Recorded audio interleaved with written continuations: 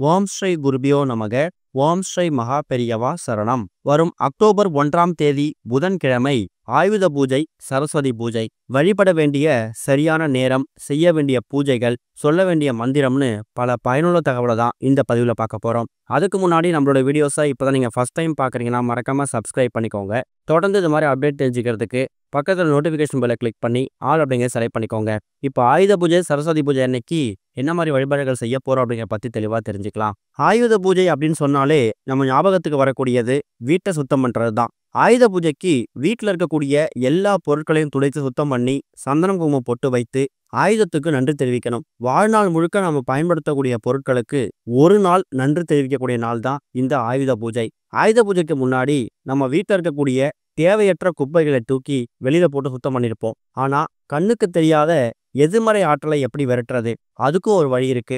ஆயுத பூஜை அன்னைக்கு இந்த மாதிரி முறையில பூஜை பண்ணும்போது நம்ம வீட்டில் தெரிந்தோ தெரியாமலோ இருக்கக்கூடிய தேவையற்ற விஷயங்களையும் நம்ம நீக்கிக்கலாம். அது எதிர்மறை எண்ணங்களா இருக்கலாம், போட்டி பொறாமை எதுவா இருந்தாலும் சரி, அது எல்லாத்தையும் நீக்கிக்கலாம். நவராத்திரி அப்படின்னு சொன்னாலே அம்பிகையை 9 நாட்களும் வழிபடக்கூடிய திருவிழா. ஒரு நாட்களும் அம்பிகையை ஒரு பெண் தெய்வமா உருவகப்படுத்தி வழிபாடு செய்வாங்க. இந்த 9 நாட்களும் அசுரனை வதம் செய்வதற்காக அம்பிகை எடுத்த அவதாரங்களை குறிக்கக்கூடியது. அப்படி அம்பிகை அவதாரம் எடுக்கும்போது அவங்க ஏந்தின ஆயுதங்களை அசுரனை வதம் செய்த பிறகு சாந்தப்படுத்தும் விதமாக தான் நவராத்திரியோட கடைசி நாள் அபிஷேகம் செய்து சந்தனம் குங்குமம் போட்டு வைத்து வழிபாடு செய்கிறாங்க. அதனாலேயே அன்றைய தினத்தை நம்ம ஆயுத பூஜையா கணக்குல எடுத்துக்கிறோம். அதே தினம்தான் சரஸ்வதி பூஜையும் வருது. நவராத்திரியோட கடைசி 3 நாட்கள் சரஸ்வதி தேவிக்கு உரியது. இந்த சரஸ்வதி தேவி அப்படிங்கிறவங்க நமக்கு ஞானம், அறிவு, கல்வி, ஆற்றல் இது எல்லாத்தையும் வாரி வழங்கக்கூடியவங்க. குழந்தைங்களுக்கு மட்டும்தான் திறமையை வாரி வழங்குவாங்க அப்படின்னு கிடையாது. பெரியவங்களா இருக்கக்கூடிய நாமளும் இன்னும் கத்துக்காத விஷயங்கள் நிறைய இருக்கு. அப்படிப்பட்ட திறமைகளை நமக்கு வாரி வழங்கக்கூடிய, நம்ம செய்யக்கூடிய வேலையில நல்ல முன்னேற்றத்தை ஏற்படுத்தக்கூடியவங்க தான் சரஸ்வதி தேவி. ஆயுத பூஜை, சரஸ்வதி பூஜை இது ரெண்டுமே வேற வேற இல்லை, இரண்டுமே ஒன்று தான். சரஸ்வதி பூஜைக்கு மறுநாள் வரக்கூடியது தான் விஜயதசமி, அதாவது தசரா. வருடம் முழுக்க நாம எக்கச்சக்கமான ஆயுதங்களை, பொருட்களை பயன்படுத்துறோம். சமையலுக்கா இருக்கட்டும், நம்ம வீட்டில் இருக்கக்கூடிய மற்ற விஷயங்களுக்காக இருக்கட்டும், அப்படி பயன்படுத்தக்கூடிய ஆயுதங்களுக்கு நாம நன்றி செலுத்தும் விதமாகவும், அந்த ஆயுதங்களால நமக்கு எதோ ஆபத்துகள் வந்துடக்கூடாது அப்படிங்கிறதுக்காக தான் இந்த ஆயுத பூஜை நம்ம கொண்டாடுறோம். அதே மாதிரி வீட்டில் இருக்கக்கூடிய குழந்தைங்க படிக்கக்கூடிய புத்தகம், அதுவும் ஒரு ஆயுதம் தான். அப்படி அவங்க படிக்கக்கூடிய அந்த புத்தகத்துக்கும் சந்தனம் குங்குமம் பொட்டு வைத்து வீட்டில் வழிபாடு செய்யணும். இந்த வருஷம் நமக்கு ஆயுத பூஜை அல்லது சரஸ்வதி பூஜை அப்படிங்கிறது புதன்கிழமையில வந்திருக்கு. பொன் கிடைச்சாலும் புதன் கிடைக்காதுன்னு சொல்லுவாங்க. அப்பேற்பட்ட புதன்கிழமையில இந்த ஒரு ஆயுத பூஜையை எத்தனை மணிக்கு வழிபட்டா என்ன மாதிரி பலன் கிடைக்கும், என்ன மாதிரி பூஜைகள் செய்யணும் அப்படிங்கிறத நம்ம தெரிஞ்சுக்கணும். புதன்கிழமை 12:01 ராகு காலம், காலையில 7:09 யமகண்டம். எப்படி இருந்தாலும் ஆயுத பூஜைக்கு முந்தின நாள் இரவே உங்க வீட்டை கழுவி சுத்தப்படுத்தி, பொருட்களை கழுவி சுத்தப்படுத்தி நீங்க தயார் செஞ்சு வச்சிருப்பீங்க. சில பேருக்கு ஆயுத பூஜை அன்னைக்கு கழுவி சுத்தப்படுத்தி வழிபடக்கூடிய வழக்கமும் இருக்கும். முதல் நாள் சுத்தம் செய்தாலும் சரி, இல்ல ஆயுத பூஜை அன்னைக்கு கழுவி சுத்தம் பண்ணாலும் சரி, பூஜை செய்யறதுக்கான உகந்த நேரம், நல்ல நேரம் எது அப்படின்னு கேட்டீங்கன்னா காலையில 9:15 மணிலிருந்து 10:15. இந்த 1 மணி நேரம் ரொம்பவே நல்ல நேரம். இந்த 1 மணி நேரத்துல சரஸ்வதி பூஜை, ஆயுத பூஜைக்கான வழிபாடுகள் பண்றது, வீட்டில் இருக்கக்கூடிய ஆயுதங்களுக்கு சந்தன குங்குமம் பொட்டு வைத்து வழிபாடு செய்யறது, இதுக்காக பயன்படுத்திக்கலாம். ஒருவேளை காலை நேரத்துல ரொம்ப அவசரமா பண்ண முடியல அப்படின்னாலும் மதியம் 12 மணிலிருந்து 1:30 இந்த ராகு கால நேரம் வரைக்கும் காத்துருங்க.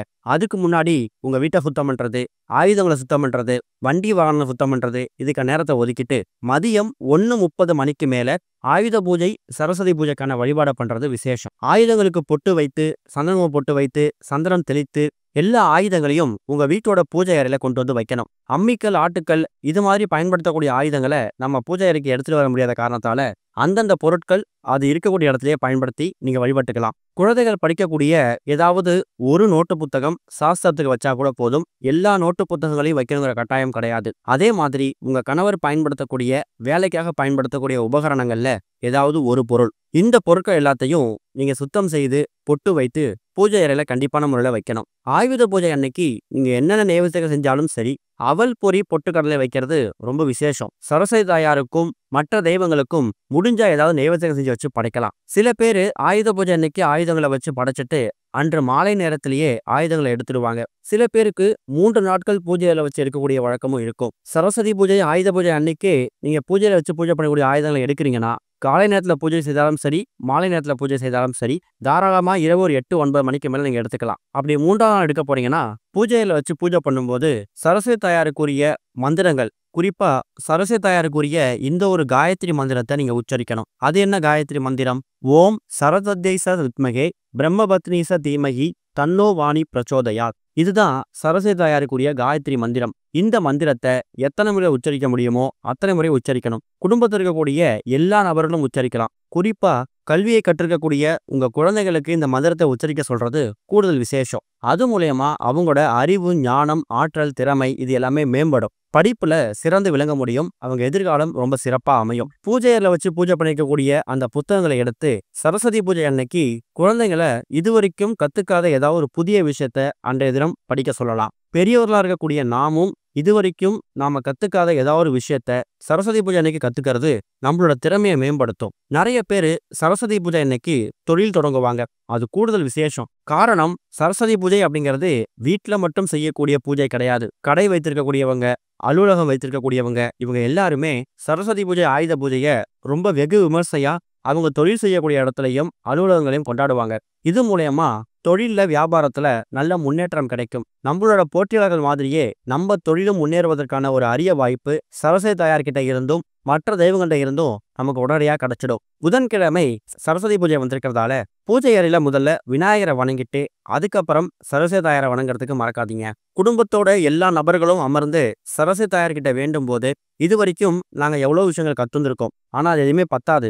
வாழ்க்கையில் நிறைய விஷயங்கள் கத்துக்கணும், நிறைய அறிவு மேம்படணும், திறமை மேம்படணும். நாங்க பயன்படுத்தக்கூடிய எந்த விதமான ஆயுதங்களாலையும் எங்களுக்கு எந்த விதமான பேராபத்தும் வந்துடக்கூடாது. வண்டி வாகனங்களா இருக்கட்டும், நாங்க சமையலுக்கோ இல்ல மற்ற விஷயங்களுக்காக பயன்படுத்தக்கூடிய ஆயுதங்களா இருக்கட்டும், இது எல்லாமே எங்களுக்கு பாதுகாப்பை மட்டுமே கொடுக்கணுங்கிற மாதிரி ஆயுத பூஜை அன்னைக்கும் சரஸ்வதி பூஜை அன்னைக்கு நீங்க வேண்டிக்கணும். இதுதான் இந்த வருஷம் சரஸ்வதி பூஜை, ஆயுத பூஜையை முழுமையா வழிபடுவதற்கான எளிமையான வழிபாட்டு முறை.